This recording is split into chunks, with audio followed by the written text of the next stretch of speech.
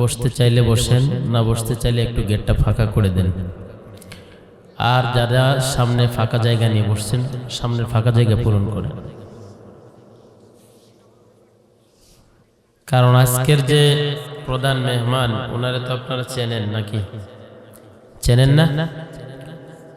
কাপড় যদি ইস্তারি করতে হয় তাহলে কাপড়টা আগে শার্ট করে নিতে হয়, তারপরে কিন্তু ইস্তারি। আমাদের প্রধান মেহমান কিন্তু ওয়াজের মাঝে বলে আজকে ইস্তারি করে থুয়ে যাব। এই জন্য আপনারা সুন্দরভাবে বসেন, সামনের ফাঁকা জায়গা পূরণ করেন। জি, ওই বিছানাটা দিয়ে দেন। আওয়াজটা একটু বাড়ায় দেন, ব্যাস কমায় দেন। আওয়াজ আমার কানে লাগতে হবে। অপারেটর সাহেব, আওয়াজ আমার কানে লাগতে হবে। আওয়াজ বন্ধ করি, সকলে আওয়াজ বন্ধ করি।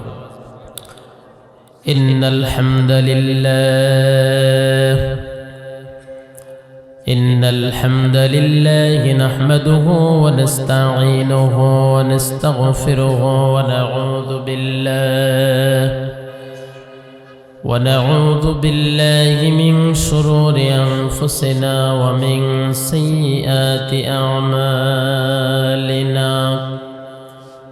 من يهدي الله فلا مضل له ومن يضلله فلا هادي له ونشهد أن لا إله إلا الله وحده لا شريك له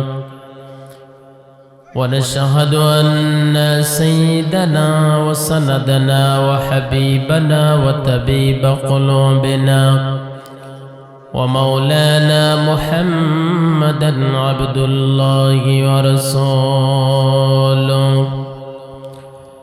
الذي أرسله الله تعالى بالحق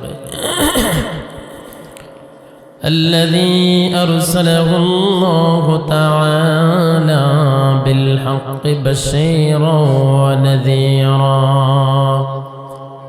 وداعيا إلى الله بإذنه وسراجا منيرا. أما بعد فقد قال الله تعالى في كلامه المجيد وفي فرقان الحميد. জবান খুলে সকলে আমার সাথে পড়ুন, আউযু বিল্লাহি মিনাশ শাইতানির রাজিম। বিসমিল্লাহির রহমানির রহিম।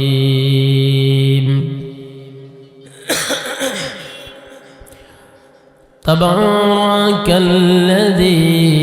বিয়াদিহিল মুলকু ওয়া হুয়া আলা কুল্লি শাইইন قدير الذي خلق الموت والحياة ليبلوكم أيكم أحسن عملا وهو العزيز الغفور. وقال تعالى يا أيها الذين آمنوا كتب عليكم الصيام كما كتب على الذين من قبلكم لعلكم تتقون. وقال النبي صلى الله عليه وسلم من صام رمضان إيمانا واحتسابا غفر له ما تقدم من ذنبه أو كما قال النبي عليه الصلاة والسلام. وقال تعالى في شان حبيبه إن الله وملائكته يصلون على النبي يا أيها الذين آمنوا صلوا عليه وسلموا تسليما. اللهم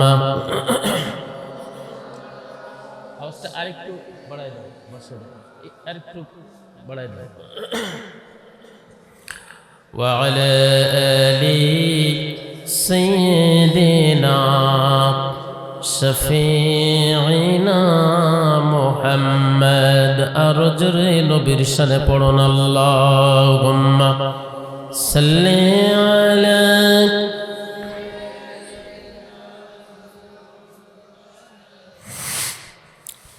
وعلى آل سيدنا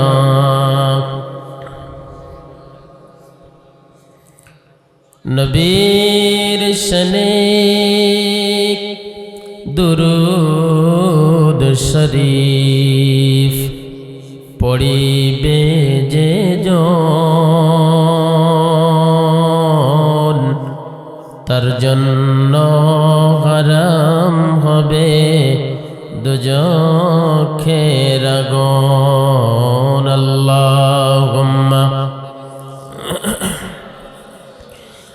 سيدنا مولانا محمد وعلى آله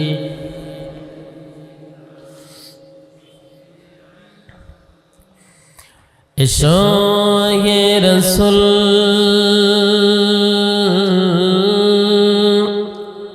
আবার ফিরে আমাদের মাঝে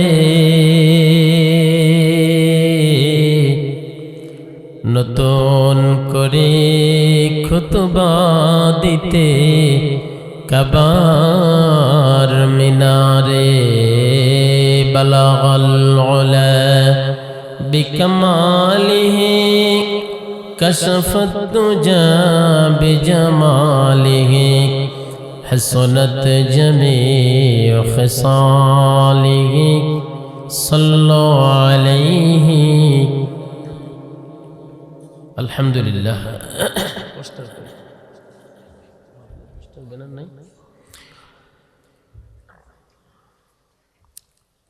ঐতিহ্যবাহী কুশবাড়িয়া উত্তরপাড়া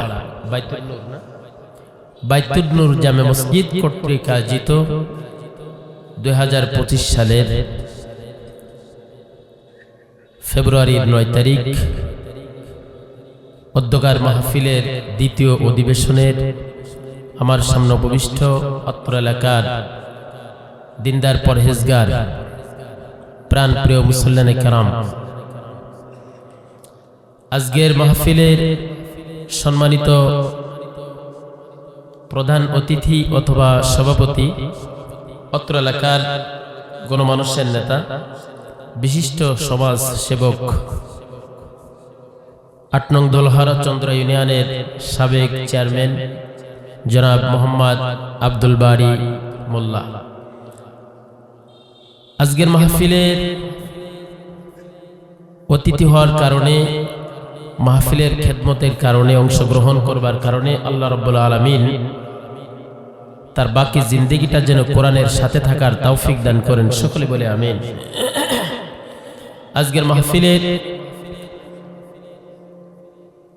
প্রধান মেহমান, প্রধান অতিথি, আজকের মাহফিলের মধ্যমণি, উত্তরবঙ্গের আলোড়ন সৃষ্টিকারী, উত্তরবঙ্গের কৃতি সন্তান, বাংলাদেশের যত ভাইরাল বক্তা রয়েছে তিনিও তার মধ্যে একজন।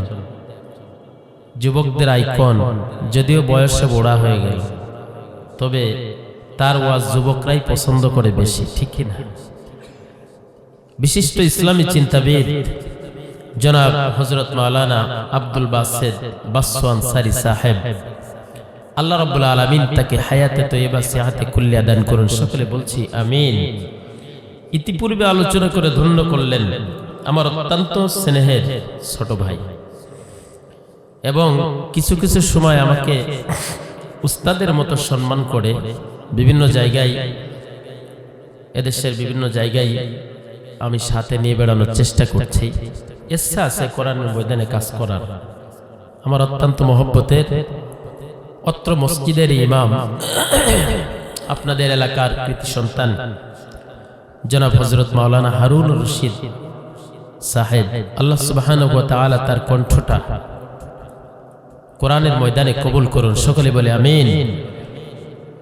দূর দূরান্ত থেকে আসা ধুলির আসনে বসা অত্র এলাকার তৌহিদি জনতার একাংশ প্রাণপ্রিয় মুসলমান ভাইয়েরা, যুবক ভাইয়েরা, মুরব্বিয়ানে কারাম, আইম্মায়ে মাসাজিদ, তোলাবা উলামা ফুজালা, মাহফিলের ফাঁকে ফাঁকে বসে থাকা ছোট ছোট কচিকাচা আমার অনুজ ভাইয়েরা এবং সোনামণিরা, পর্দার অন্তরালে শ্রদ্ধা সম্মানিতা সর্বগুণা গুণান্বিতা মা এবং বোনেরা, সকলকে সম্মানের সাথে সালাম পেশ করছি। আশা করি আন্তরিকতার সাথে আমার সালামের জবাব দিবেন। এরপরেই কোরআনের কথা বলা ইনশাআল্লাহ শুরু হয়ে যাবে ধারাবাহিক আলোচনা। আসসালামু আলাইকুম ওয়া রাহমাতুল্লাহি ওয়া বারাকাতুহু। সম্মানিত হাজিরিন, বাড়তি কথা বলতে চাই না। আমরা এখানে যারা আসতে পেরেছি, আমাদের মাথায়, আমাদের মেমোরিতে প্রথমে একটি জিনিস নিয়ে নিতে হবে, সেটা হলো এই জায়গাটি একটি গোরস্থান। গোরস্থানের পাশেই মাহফিল। এই মাহফিলের পাশে শুয়ে আছেন আমাদের পূর্বে এই গ্রাম, এ মহল্লা, এ এলাকার যারা কর্ণধর ছিলেন, যারা আমাদের মতোই চলাফেরা করতেন, পৃথিবীর সবকিছু জমিন নিয়ে ভাবতেন, সে মানুষগুলি, আমরা তাদের উত্তরসূরি। তারা আজকে কবরে চলে গেছে। আমরাও একদিন কবর দেশে চলে যাব, নাকি? ভুল আছে নাকি? পৃথিবীতে সব কথা ভুল হতে পারে, মিথ্যা হতে পারে, কিন্তু আমরা যে মারা যাব এর মধ্যে কোনো মিথ্যা সন্দেহ নাই। আছে না? নাই। এটাই হলো চিরন্তন সত্য। সম্মানিত হাজিরিন, যে আল্লাহ রাব্বুল আলামিন আমাকে হায়াতে তয়্যিবা, সুস্থতার মতো শ্রেষ্ঠ নেয়ামতকে সাথে নিয়ে কুশবাড়িয়া উত্তরপাড়া জামে মসজিদের এই মাহফিলে আসা এবং বসার তৌফিক দান করলেন, সে মহান মালিককে শুকরিয়া জানাই। পৃথিবীতে যত নেয়ামত আমরা পেয়েছি, এই নেয়ামত মন্ত্রী দিয়েছেন না চেয়ারম্যান দিয়েছেন? আল্লাহ দিয়েছেন। সবার নিয়ামত কি আল্লাহ দিয়েছেন? গত কয়েকদিন আগে একজন ব্যক্তি আমাকে বলছে, আমাকে না, অন্যদেরকে বলছে, আমিও সেখানে আছি, বলছে আমার মতো নালায়েক বান্দা, আমি ভাবছি যে একটা ভালো কথা বলবে, বলছে যে আমার মতো মানুষ, একজন এলাকার না, আমার এলাকার ওইদিকে সাবেক নেতৃবৃন্দর কোন এক ব্যক্তি তার কথা বলছে যে আমার মতো ব্যক্তিকে সে সবসময় ডেকে কাছে নিয়ে চলাফেরা করে, এর থেকে চাওয়া পাওয়া আমার আর কিছু নাই। নাউজুবিল্লাহ বললেন না? একজন চেয়ারম্যান ডেকে ডেকে কাছে নাই, সাথে নাই, এর থেকে চাওয়া পাওয়ার তার আর কিছু নাই। সে সব পেয়ে গেছে, সফল, তিনি সফল, তার আর চাওয়া পাওয়ার আর কিছু নাই। আমাদের সকল চাওয়া পাওয়া পরিপূর্ণ হবে সেদিন, যেদিন আমরা জান্নাতের অধিবাসী হতে পারব। জান্নাতে যাওয়ার পরেও আল্লাহ রাব্বুল আলামিন বান্দাকে জিগাবে, সব যে ওয়াদা দিয়েছিলাম সব কি তোমরা পেয়েছো? বান্দারা বলবে আল্লাহ সব পেয়েছি। আলেমদের জ্ঞান দুনিয়াতেও বেশি, আখিরাতেও বেশি, ঠিক না? একদল আলেমরা হাত উঁচু করবে, আল্লাহ কথা আছে। কি কথা?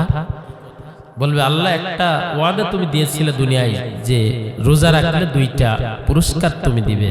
লিসাইমি ফারহাতান, যে ব্যক্তি রোজা রাখবে তার জন্য 2টা পুরস্কার। একটা হলো পৃথিবীতে ইফতারের সময় ইফতারের যে একটা আনন্দ বা স্বাদ, ওটা আমরা পেয়েছি আলহামদুলিল্লাহ। দুনিয়ার শ্রেষ্ঠ স্বাদ এবং তৃপ্তির খাবারের সময়টা হলো ইফতারের সময়, ঠিক কিনা? ওই সময় পানি যে স্বাদ লাগে, অন্য সময় শরবত এত স্বাদ লাগে না। আল্লাহ দুনিয়াতে ওটা পেয়েছি, আপনি বলেছেন, ওয়াদা করেছিলেন যে আপনার সাক্ষাৎ লিকাই রাব্বি, যেটা আপনি বলেছিলেন আপনার সাক্ষাৎ, রবের সাক্ষাৎ, আপনি আমাদেরকে সাক্ষাৎ দিবেন, সেটা আমরা আজও পাই নাই। আপনাকে আমরা সরাসরি ফেস টু ফেস আমরা দেখতে চাই। আল্লাহ সেদিন নূরের পর্দা ৭০,০০০ পর্দা সরে তার কুদরতি চেহারাটা বান্দার সামনে ওপেন করে দিবে। সুবহানাল্লাহ। সেদিন বান্দা আল্লাহর চেহারা দেখে মুগ্ধ হয়ে, কেউ কেউ বলছে ১২,০০০, কেউ কেউ বলছে ১২,০০,০০০ বছর ঘুমিয়ে পড়বে। সাদে তৃপ্তিতে বান্দাগুলি ঘুমিয়ে পড়বে। আল্লাহ রাব্বুল আলামিন বান্দাদেরকে আবার ডেকে উঠাবেন। সুবহানাল্লাহ।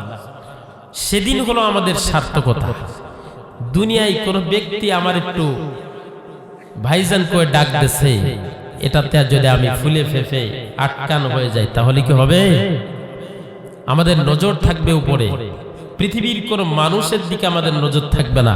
আমাদের নজর মুসলমানের নজর, মুসলমানের হুঙ্কার, মুসলমানের ঈমান, মুসলমানের চিন্তা চেতনা পৃথিবীর সব জাতি গোষ্ঠী থেকে উপরে থাকতে হবে, ঠিক না বেঠিক?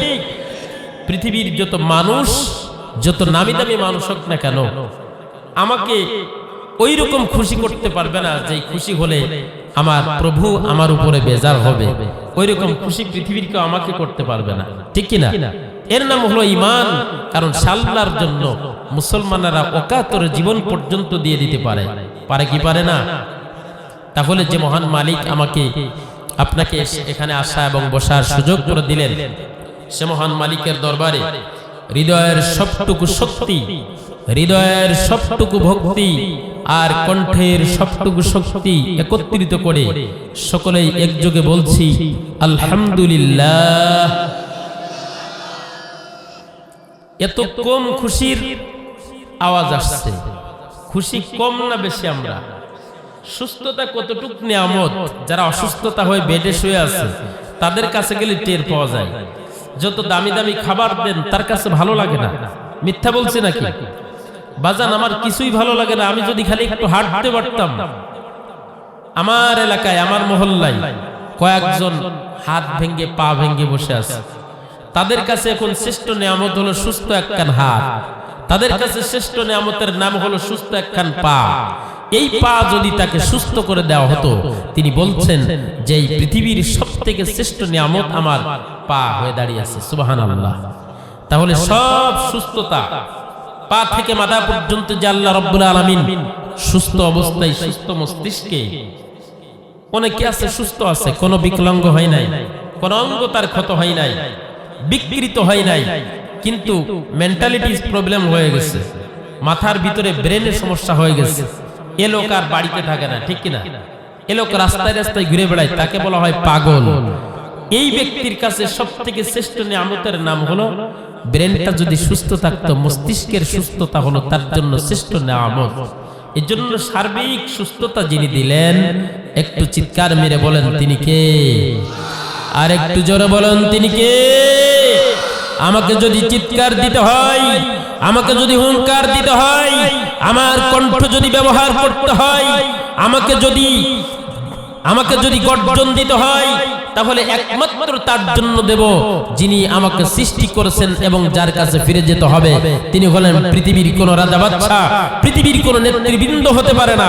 তিনি হলেন মহান রব্বুল আলামিন। জোরে বলুন আল্লাহু আকবার।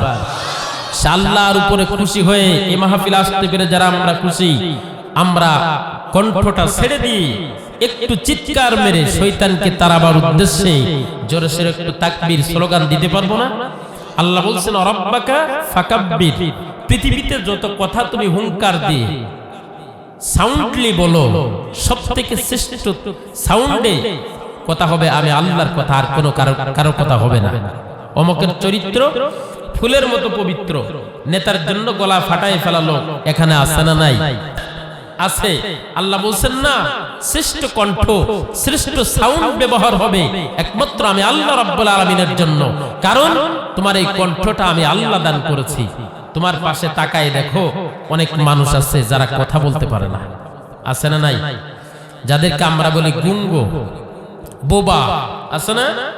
তারা কথা বলতে পারে না, কিন্তু তোমাকে আমি আল্লাহ রাব্বুল আলামিন এই যে ভোকাল কর্ডটা তৈরি করে দিয়েছি, কতবার কত হাজার বার এটা পাঞ্চ করার পরে একটা কথা তোমার মুখের ভিতরে তৈরি হয়।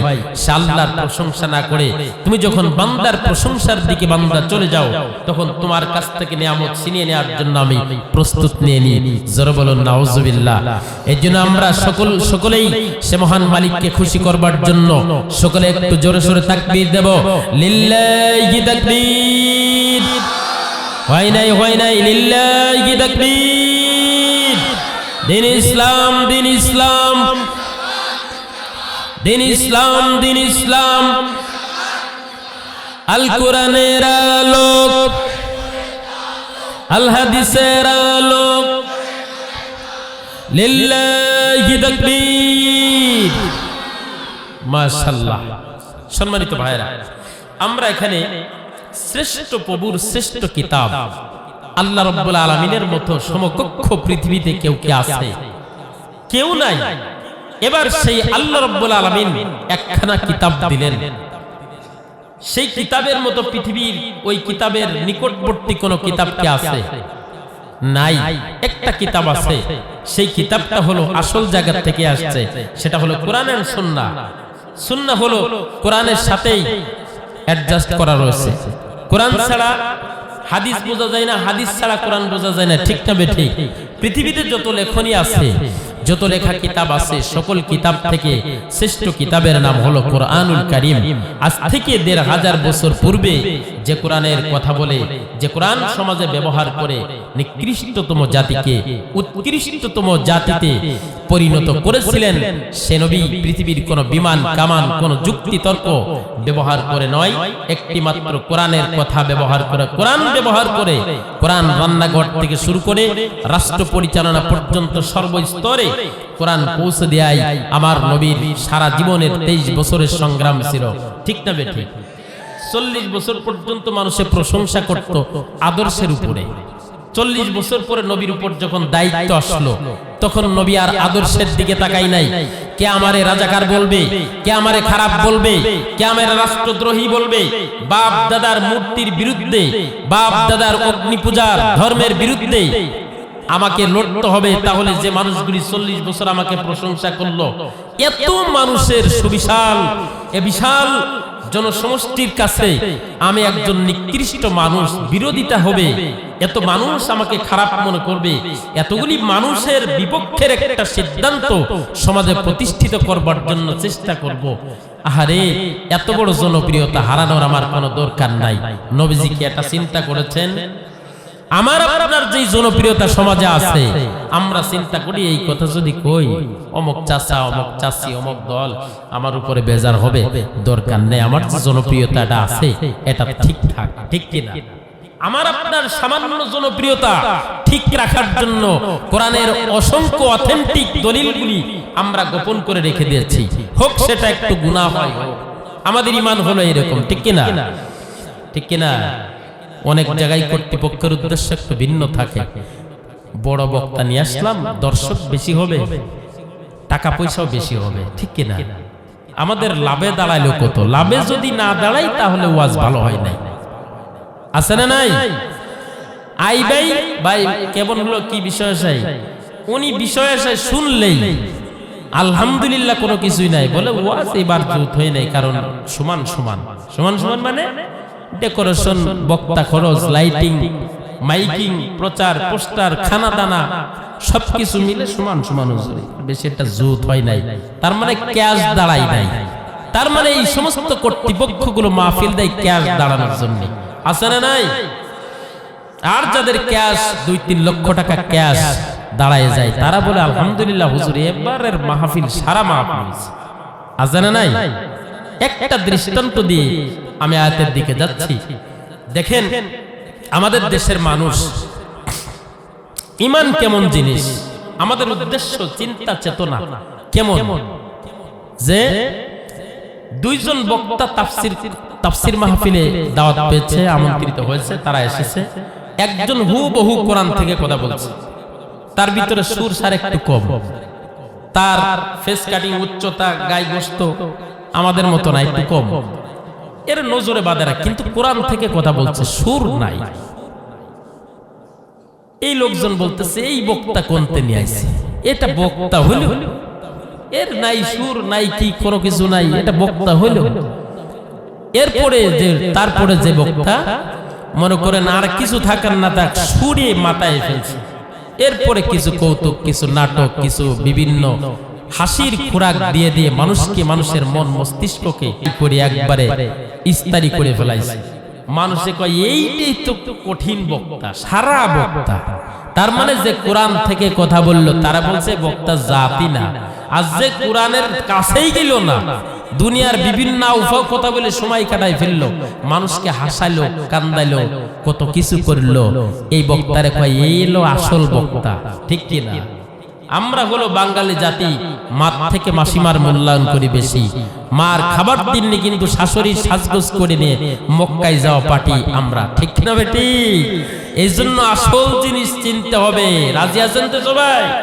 কিয়ামতের দিন অসংখ্য জীবন দিয়া আল্লাহর নবী বলছেন আমার যুগে গলা কেটে জীবন দেয়া যত সহজ, শেষ জামানায় আখেরি জামানার উম্মতদের নখ কাটা তার থেকে বেশি কঠিন হবে। হাদিস। আমার যুগে সাহাবায়ে কেরাম, তোমাদের ঈমান এত মজবুত হয়ে গেছে যে আমার যুগে, আমার শাসনামলে জীবন দিয়ে দিবা, গলা কেটে ফেলবা, যুদ্ধের ময়দানে অকাতরে জীবন দিয়ে দিবা, এটা তোমাদের কাছে যতটুকু কঠিন তার থেকে 1000 গুণ বেশি কঠিন হবে আখেরি জামানার উম্মতদের নখ কাটা। সাহাবায়ে কেরাম জিজ্ঞাসা করলে ইয়া রাসূলুল্লাহ, এত কঠিন কথা আমরা তো বুঝতে পারলাম না, এটা কেমন?